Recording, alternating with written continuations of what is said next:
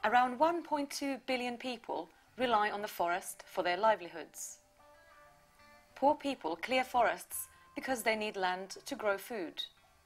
Rich countries demand goods made from wood forest products and food produced on cleared tropical forests.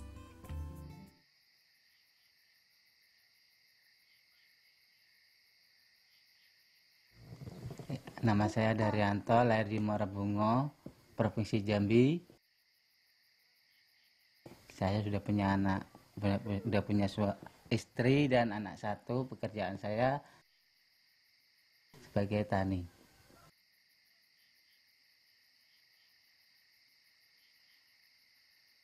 Karena orang suku anak dalam, jadi tidak keruan. Apa hutan ini hutan pemerintah, apa hutan negara, jadi kami tidak tahu. Soalnya kalau dari nenek moyang kami tahu hutan. Nah, karena dia dari nenek moyang kami sampai geri kami diam di hutan.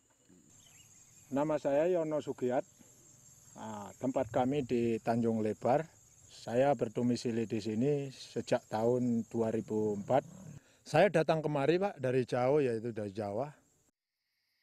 Forest-dependent people recognize the rich value of the biodiversity contained in intact forests as sustainable sources providing everything from clothes to medicines. Ya, sebelum warga masuk ke sini, memang di wilayah ini hutan yang lebat lah, Pak, ya. Yang kayunya masih besar-besar, ya belum ada orang berani masuk ke situ kan gitu. Ibaratnya orang aja mau masuk ke situ kan berpikir kan gitu, masih banyak binatang buas lah, Pak, ya, karena takut itu tadi kan gitu. Nah, setelah itu adalah perusahaan yang hasil itu masuk kan gitu untuk mengambil kayunya. Itu kayunya entah dibawa kemana pun saya nggak tahu kan gitu. Kalau yang sekarang ini mungkin udah gundul semua, Pak, ya. Kayu besar tuh udah nggak ada kan gitu, karena udah diambilin hasil dulu kan gitu. Nah, baru masyarakat tuh berani untuk masuk untuk menggarap ini untuk lahan pertanian, Pak. Deforestation has become one of the greatest drivers of climate change. 13 million hectares of natural forest are lost every year, releasing carbon amounting to 17% of annual global emissions. Ya memang perubahan cuaca itu kalau yang sini dulunya masih hutan, itu udaranya sangat segar, Pak, ya. Enggak banyak ibaratnya polusi itu belum ada kan gitu. Nah, setelah hutan ini gundul, itu memang di sini tuh hawanya panas, Pak, ya. Panas sekali. REDD, Reducing Emissions from Deforestation and Forest Degradation, is a proposal under the United Nations Climate Convention to try and stop forests being cut down or degraded in developing countries. The solution sounds simple in theory: offer incentives for forests to remain untouched and preserved. In practice, it is much more complicated. REDD is now growing in terms of the scope and coverage. It's not only reducing emission from deforestation and forest degradation, but also, well, they term it as REDD Plus, which include forest conservation and sustainable management of forests.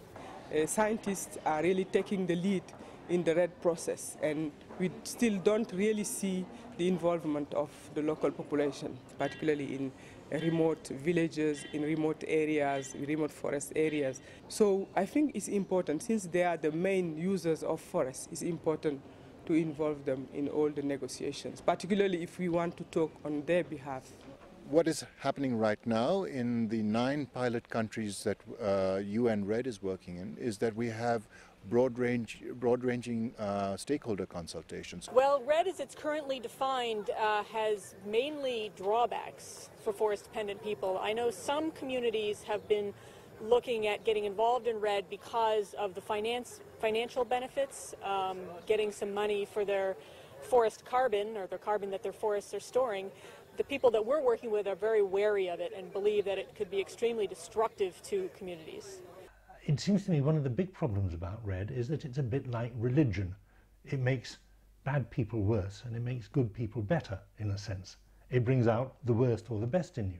If there's money in forests, if there's money in keeping forests intact, then some people are going to do the best they can to keep the forests intact because that's what they need to do, and they're going to be grateful for the money.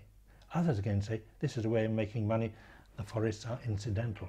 Over 30 models of how REDD could work have been proposed, and the ideas are quickly expanding and taking shape. A REDD scheme would not start for some years. However, there are already a number of projects being implemented across the world based on similar principles to REDD. Could these projects give insights into how a REDD scheme might work in practice? One of these projects has been implemented in the Jambi province in Sumatra, Indonesia, where Daryanto lives with his family. It aims to restore 101,000 hectares of degraded lowland forest and conserve the remaining forests. Nah, ya itu, Pak. Semenjak kami tinggal di sini memang ada, ibaratnya kalau kami bilang itu peteriki kan, mengaku peteriki kan. Orang itu datang kan gitu. Nah, ingin ibaratnya melarang kami untuk menggarap lahan di sini kan gitu. Ya kalau saya tahu itu kalau masalah peteriki ini saya pun nggak tahu, Pak. Ya, dia bilang untuk konservasi. Konservasi itu pun saya pun artinya itu gimana pun saya nggak tahu karena saya itu pendidikan nggak punya, Pak ya. Hanya lulus SD itu. Kalau masalah konservasi itu saya nggak tahu. This forest restoration project is run by PT REDD. It has angered landless farmers, including Daryanto, a transmigrant farmer, because they rely on the forest for their livelihood. We use this indigenous people to work with us for doing the patrol, and because they know exactly the forest, they know where to go and where to get and so on, because their life is almost depend on the forest ecosystem. And we make use them and we help them. The problem there is no land are really the owners at the moment because still in the process. For instance, for Pichireki, at the moment we are still waiting for another additional about 45,000 hectares, which still in the process to get the license. Means nobody are responsible that area. Seandainya ini dibikin hutan kembali kan gitu. Masyarakat di sini kan banyak keluar tapi mungkin masyarakat nggak mau kan gitu. Ya pun nggak mau karena di sini itu ibaratnya kami ini hanya numpang makan di sini, Pak. Seandainya saya pergi dari sini, kami mau kemana lagi? What people need is land rights. You know, people need the rights to their land, to control their lands, to actually be the real owners, quote unquote, of the lands that they've always inhabited. That would be the most positive forward motion for really reducing emissions from deforestation. For a tool like payments for environmental services, you actually need to pay landowners. Now it can, or at least land stewards, in the sense that they may not, that do not have to be the legal owner of the land, but they have to have a factual control over the area. So that I'm sure that when I'm paying a guy on the ground, then he or she will be able to look after the land so that the payment I make is effective. So that excludes landless people, for example, because they do not control an asset that is interesting in a carbon perspective. Jadi kami itu mau bertahan di sini, hanya netap di sini, nggak mau pindah-pindah ke sana sini lagi, Pak.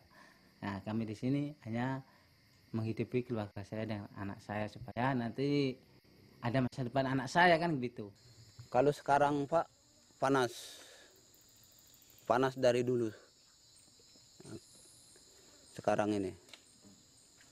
Karena ya hutan lagi bercempok-cempok. Nah, jadi kami sekarang ini kalau bisa minta bantuan dari pemerintah. Ingin maju. Ya kami sekarang ini sudah tua, Pak. Tapi anak cucu kami kepingin maju. Boleh hutan daerah sini dijadikan istilahnya hutan lindung atau apa ya.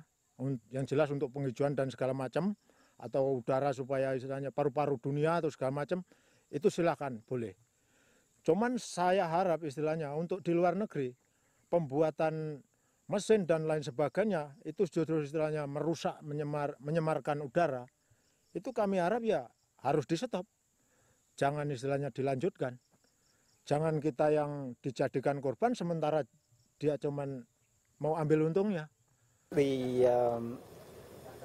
scheme has to be discussed openly with the public, and stakeholders consultation has to be engaged, and if we really want to learn the lessons from previous operation of forest utilization, I think the same mistakes need not to be repeated. Because there are so many pieces of REDD that don't actually address reducing carbon emissions, in other words, allowing industries in the north to continue polluting, transforming intact native forests into monoculture tree plantations, and which could even be genetically engineered tree plantations. I actually see it going in the exact opposite direction that we need to be going if we're going to actually successfully address climate change. For carbon benefits alone, we're talking about 18 to 20% of greenhouse gases coming from forests. So if we could preserve natural forests, preserve the multiple benefits they deliver, and deliver carbon benefits, then that surely is a win-win that we're looking for. The implementation of REDD raises difficult questions about equality, land ownership, vested interests and human rights.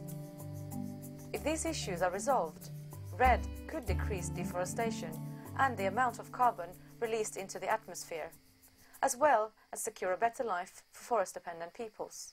As we have seen, opinions differ, but we should remind ourselves that if effective ways to stop forest destruction are not found, the great forests will soon disappear, and we will find ourselves in a world impoverished of wildlife and stricken by the impacts of climate change.